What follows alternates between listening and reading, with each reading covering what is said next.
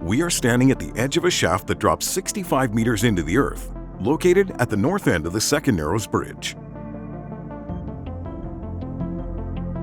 Metro Vancouver is building a large water supply tunnel across Burrard Inlet that will be used to deliver clean, safe drinking water from the Seymour Reservoir to homes across the region. In front of us, a large section of tunnel wall is being lowered down the shaft. These sections form the wall of the tunnel deep below. We are now standing at the base of the shaft. If you look around, you will see a train that helps to transport sections of the tunnel 1.1 kilometers down to the tunnel boring machine that is chewing its way through the earth.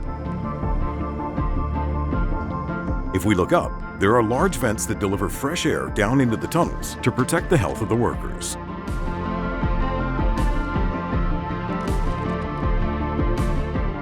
Inside the machine is operator Phil Birch, who controls this large device.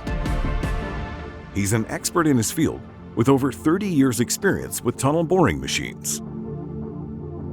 You can see other workers through the windows, making sure things are running smoothly.